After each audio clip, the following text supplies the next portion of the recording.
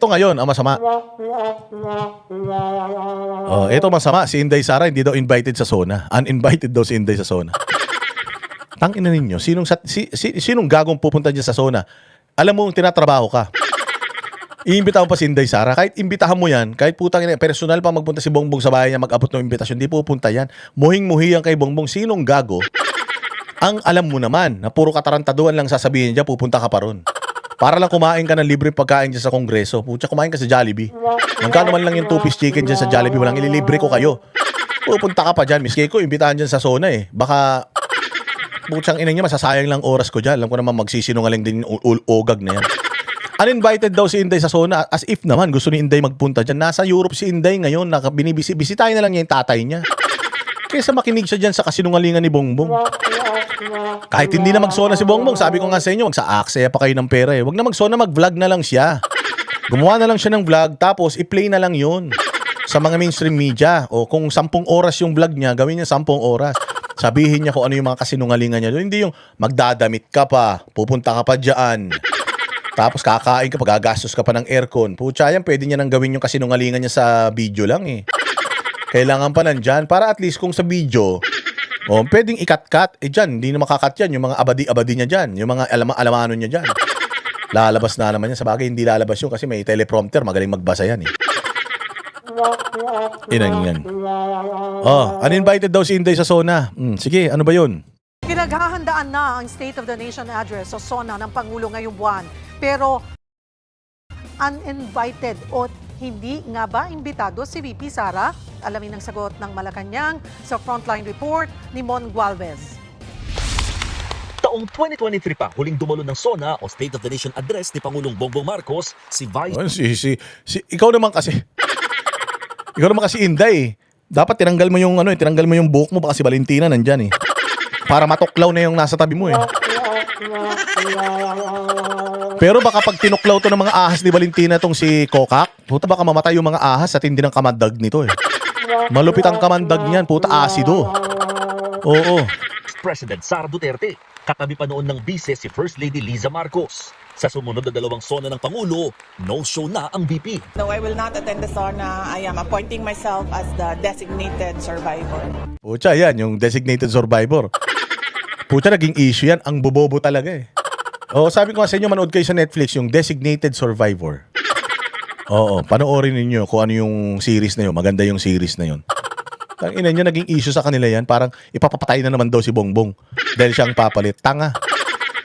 Nasa batas yun. Na siya talaga ang papalit sa presidente. Pag namatay presidente, may something nangyari sa presidente, siya talaga. Walang illegal doon sa sinabi ni Inday.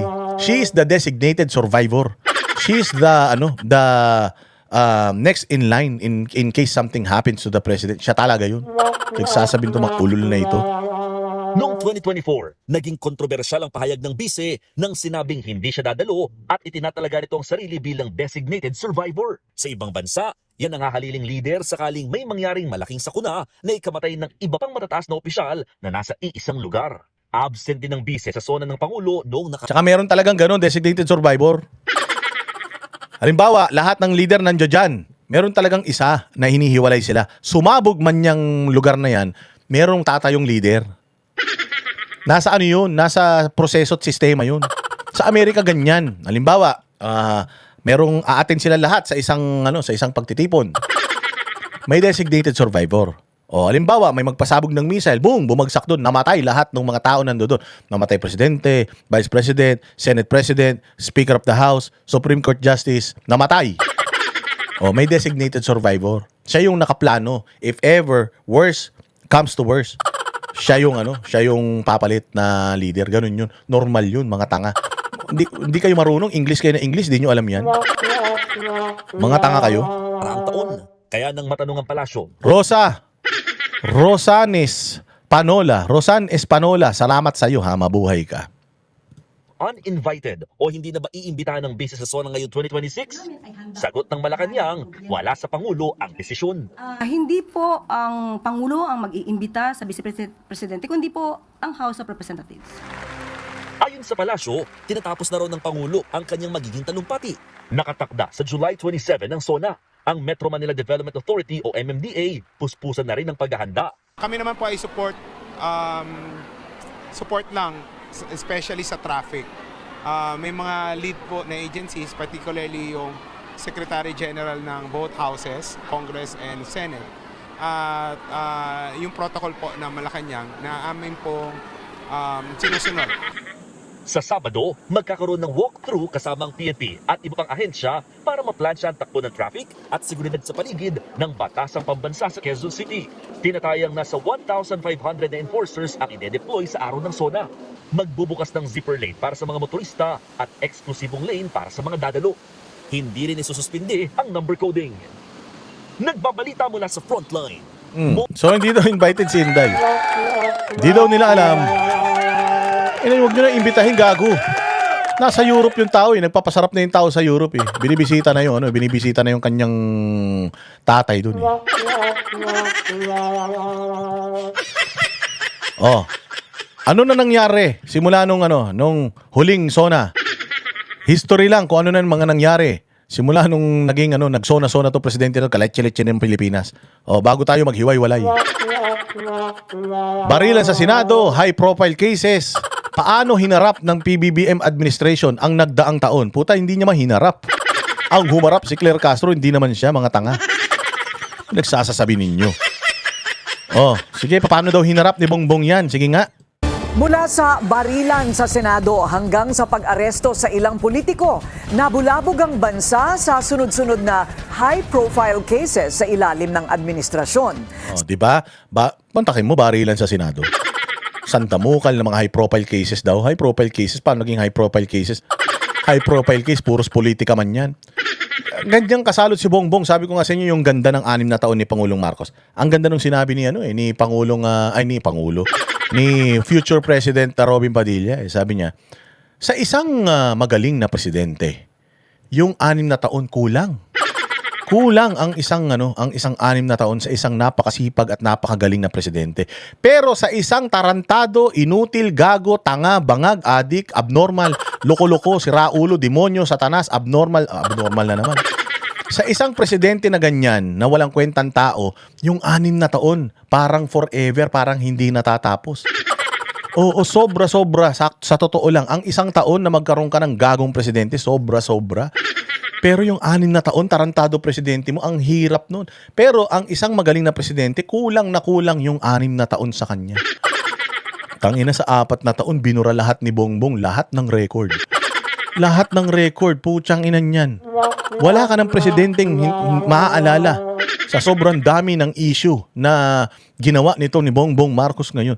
Mula mo sa Maharlika Investment Fund, sa pagbibenta ng ginto natin, sa pagkuha ng pera sa PhilHealth, sa flood control scandal, sa lahat, putsang ina, walang ang daming drogang nahuhuli ngayon. Yung dami ng drogang nahuhuli ngayon, hindi dahil magaling sila, dahil madaming droga sa Pilipinas.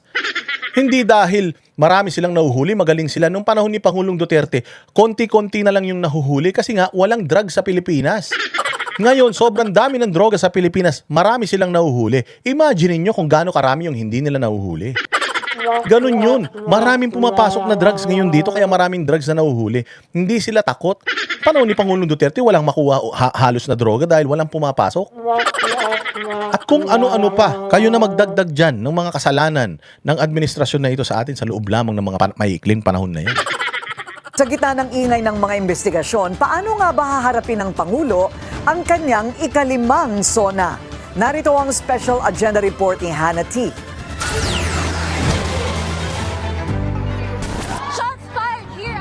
Isang historic low para sa bansa kung tawagin ng ilan ang nangyaring barilan. Sa loob mismo ng Senado, nag-ugat yan ng tangkain ng mga otoridad na arestuhin si Senator Bato de la Rosa na wanted ng ICC bilang co-perpetrator. Hinahalang hindi mapasukin sa sesyon. Sa kaso Maricho, salamat. Crimes Against Humanity ni FPRRD kaugnay ng kanyang matugong war on drugs. Sa loob ng 2 araw na natili si De La Rosa under Senate Protective Custody sa Senate Complex matapos maging missing in action ng ilang buwan. Nang humupa ang kaguluhan, wala na si De La Rosa. Nakalabas siya ng Senado at muling nawala sa mata ng publiko. Isa lang ang bato standoff sa mga malalaking operasyon laban sa high-profile personalities sa ika-4 na taon ng Administrasyong Marcos. Bago pa man ang insidente sa Senado, humaharap na ang pamahalaan sa lumalaking listahan ng mga politiko, negosyante, kontratista at dating mga opisyal ng gobyerno na sangkot sa iba't ibang kaso. Ang sunod-sunod na operasyon, kalakhang umiikot sa 2 malalaking kontrobersya. Ang kaso ng mga nawawalang sabungero at ang multi-billion peso flood control scandal. Sa sentro ng missing sabungeros case, si bilyonaryo gaming boss Charlie Atong Ang. Katulad niyan, missing sabongero, Charlie Atong An, nahuli na. Ayun o, si Kapunan. Yan yung prosecutor na gustong ipakulong si Inday Sara. Tangina, kriminal yung kliyente. Oh, di ba? Kriminal yung kliyente. Kung totoo na ito si Charlie Atong pinalibing lahat yan, ang daming tao niyan. Tapos sasabihin nito ni Kapunan, si Inday Sara daw, threat sa mga Pilipino. Nagde-death threat daw sa presidente. Na si Inday Sara daw ay, hindi fit maging presidente. Putang ina, yung kliyente mo, ang daming pinatay na sabongero. Dahil lang sa sugal. Yan yung pinagtatanggol mo, kriminal. Tapos sasabihin mo, kriminal si Inday Sara, Kapunan. Tigas ng mukha mo. Di ba? Walang hiya itong matanda na ito. Makapagsalita, akala mo fake news peddler naman. Sinabi mahilig sa bird si Ping Lacson. Siya ang itinuro ni whistleblower Julie Dondon Patidongan na umano'y mastermind sa pagdukot at Hanggang ngayon, di pa nila nakikita yan. Nandito sa Pilipinas yan, di pa nila nakikita. Hanggang ngayon, ang tagal na yan. Jombic Remulla, puta ina. Kung ano-anong pinagagawa mo sa buhay mo, etong suspect sa pagpatay sa mga tao na ito, hanggang ngayon, hindi mo pa nahuhuli. Ewan ko kung binabayaran ba kayo niyan para hindi siya mahuli. Nauna pa nakulong si Mike Defensor at saka si Marcoleta kaysa rito sa mokong na ito. Ay sa mga biktima, 20 million pesos ang patong sa ulo ng puganteng negosyante. Si Atong po ay bumibiyahe na hindi ko kukulang ng 20 ang bodyguard na din. Sanay po yan sa marahas na pagharap sa mga otoridad. Sanay po yan sa marahas na paraan para solusyonan ang kanyang problema. So we consider him art and dangerous.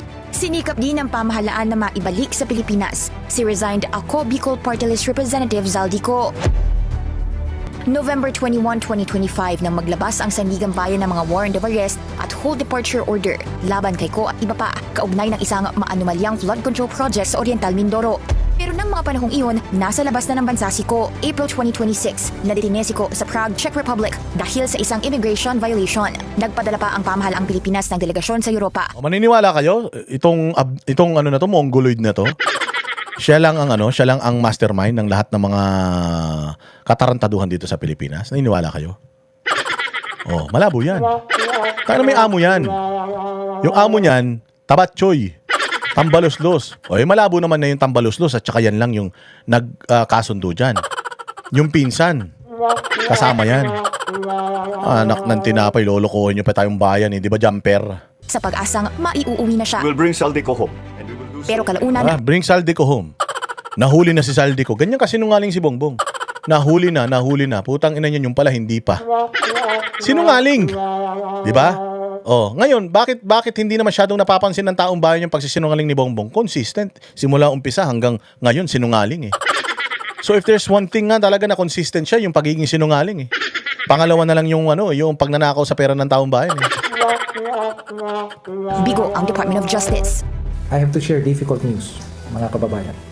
Czech authorities have informed us that Mr. Saldico is no longer in their custody. Sinungaling si Bongbong. Sila naglabo-labo. Ito nga DOJ natin, nagpunta pa dun eh. Nagpunta pa dun, gumastos pa para lang dito. Pwede naman nilang sabihin na, yung ambassador natin sa Czech, yung ambassador natin sa any state in Europe, pumunta nga kayo dun para i-check. Pucha, siya pa talaga yung personal na nagpunta ron. Gumastos pa pera ng taong bayan, nagsasayang kayo ng pera, tapos imbestiga sa pera na ginastos ni Inday Sara sa mga komunista. Pero hindi lahat ng high-profile individuals nakatakas. Kabilang sa mga unang malalaking pangalan na nakip ay ang tinaguriang flood control queen na si Sara Diskaya. December 9 nang sumuko si Diskaya sa NBI bago pa man mailabas ang arrest warrant laban sa kanya. Ang asawa niyang si Curly Diskaya ay nasa ilalim noon ng Senate custody. Pero pagsapit ng Hunyo, inaresto na rin siya ng mga pulis dahil sa non-bailable malversation case. I did it personally to dispel any doubts na may special treatment ka mga Diskaya. Pero kasi mga reports na dahil marami sila nagka-deal na mga big time na congressman at big time na senator na poprotektahan sila. Pero hindi sa mga kontratista natapos ang pagpapanagot sa flood control scandal. Umabot ito sa isang nakaupong senador at isang dating miyembro ng gabinete ni PBBM. June 1, naglabas ang Sandigan Bayan ng warrant of arrest laban kay Senator Jinggoy Estrada. Inakusahan si Estrada na tumanggap ng about 573 million na kickback mula sa mga flood control project. I will not yield to threats. I will not be intimidated. I will not be pressured into surrendering my independence of judgment. Kasabay inaresto si Manuel Bunoan, ang kalihim ng DPWH nang pumutok ang flood control scandal. Nagbitiw siya sa gabinete noong 2025 sa gitna ng isyung ito. Sinundan niya ng pinakabagong pag-aresto sa isa pang nakaupong senador. Nakahanda po akong magpakulong. Kung kinakailangang maaresto po ako, wala pong problema. Kung ito po ang kabayaran. Alam mo, parehas na parehas talaga yung tatay eh. Nung tatay, yung tatay ni Bongbong ang nakaupo, ganun din ang daming mga political prisoner. Ang daming mga ikinulong na mga kalaban nila. Ang dami. Ganun din ang ginawa ni Bongbong. Same same blueprint. Talagang sabi ko sa inyo, kung meron natutunan si Bongbong sa tatay niya, lahat ng mga negative traits ng tatay niya na tutunan niya. Yung tatay niya for the first siguro half nung 20 years na naging presidente, maayos naman yung ginawa ni Marcos senior. Naging demonyo na lang siya hanggang sa kalaunan patagal siya ng patagal sa pwesto, mas nagiging demonyo siya. Pucha, ito si Bongbong, hindi niya na kailangan ng 25 years para lang maging demonyo. Pag upo pa lang niya, satanas na siya kagad. Satanas na siya kagad, naging demonyo na siya kagad, binaboy niya kagad ang Pilipinas. It took 25 years for Marcos Sr. to, from good na maging diktador. 1960s, di ba? From being a good president, tapos nagta-transition siya to becoming an evil person. Si Bongbong hindi. Utang ina niya, pag upo ni Bongbong, satanas kagad siya. Hindi niya na kailangan ng 1 buwan, 2 buwan, 10 buwan. Pag upo niya, demonyo kagad siya. Tumarabaho kagad siya. Rumatrat kagad siya, mga bossing. Ganun. Katindi ito si Bongbong. Kaya ganito nangyari sa Pilipinas. Sa isang iglap lang. Puta, mas matindi pa. Buti pa si Imelda Papin. May 1 linggong pag-ibig. Ito si Bongbong, pucha, pag upo pa lang. Pak! Executive Order 01, tanggalin yung Presidential Anti-Corruption Commission. Bakit mo tatanggalin yung Anti-Corruption Commission? Kung hindi ka magnanakaw sa bayang Pilipinas, tama?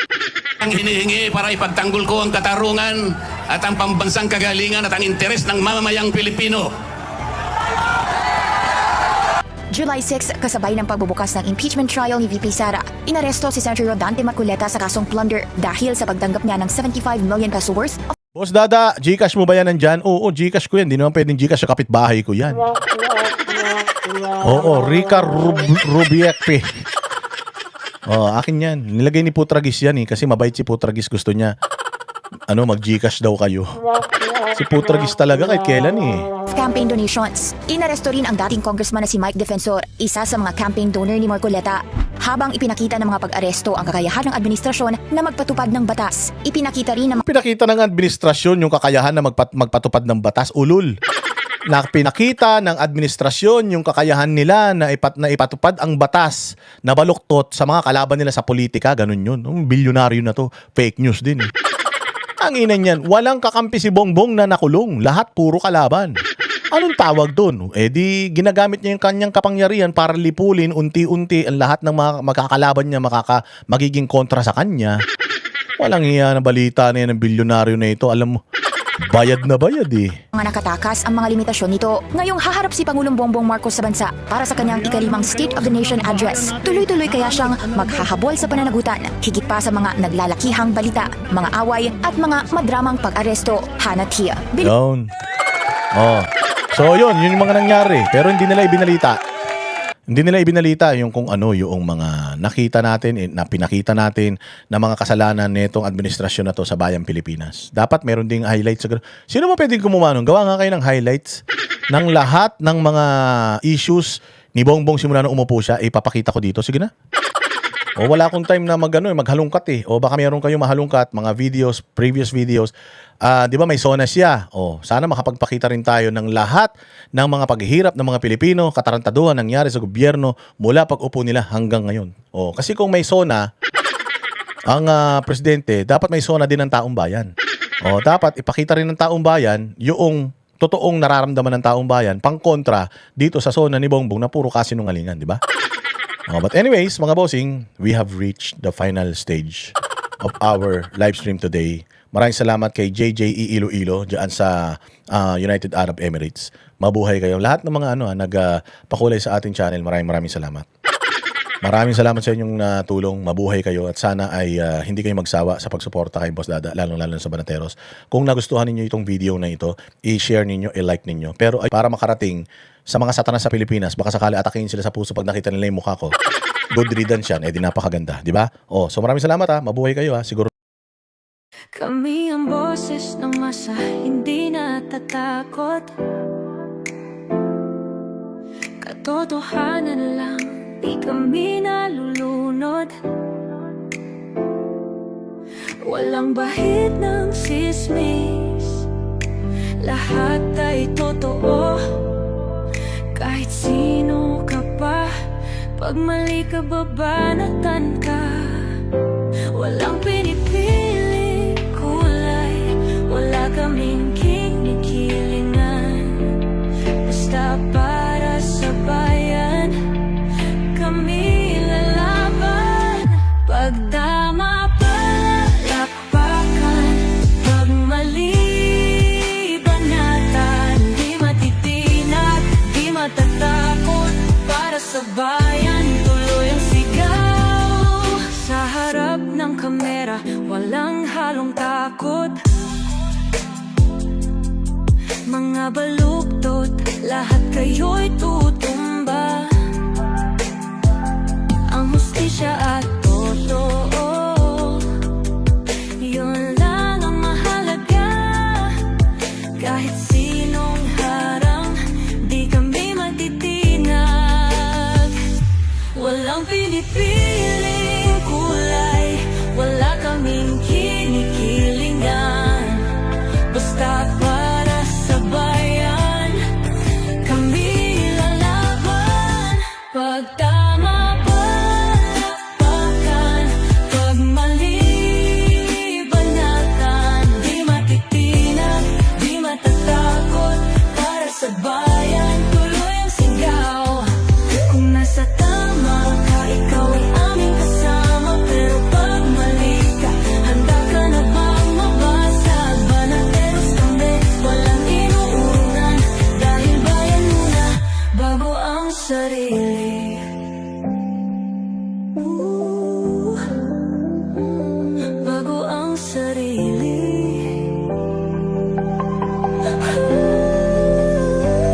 Pag tama palakpakan, pag mali banatan.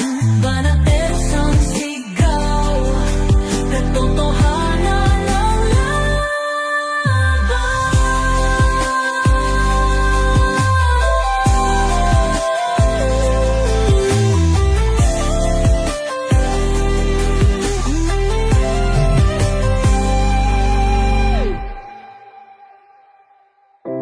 Sa harap ng kamera, walang halong